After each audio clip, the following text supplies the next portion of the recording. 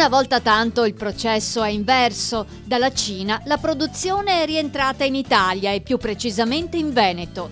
130.000 sciarpe a marchio Teleton, la Onlus impegnata nella ricerca medico-scientifica, sono state prodotte da 11 aziende di Treviso, Padova, Venezia e Belluno, un progetto da 300.000 euro. Il cambio di rotta è avvenuto grazie all'accordo fra Fondazione Teleton e Confartigianato Veneto, un felice connubio di solidarietà e Made in Italy, musica per le imprese della nostra regione.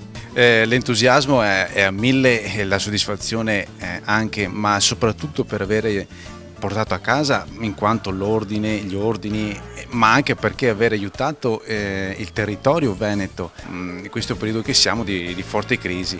Il segnale che è stato dato, ed è per questo che noi abbiamo fatto tutto ciò, è quello di far capire alla nazione che si può fare anche in Italia un prodotto, anche se prima si faceva all'estero, con una qualità superiore, un costo anche superiore, però non tantissimo alto rispetto a quello che veniva fatto in Cina. Perché?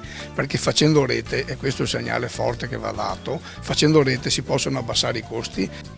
Le nuove sciarpe, confezionate in 80 giorni di lavoro da luglio ad ottobre, sono disponibili a fronte di un contributo di 10 euro sul sito di Teleton e nei banchetti natalizi in oltre 1000 piazze italiane. Il ricavato servirà a finanziare la ricerca sulle malattie genetiche.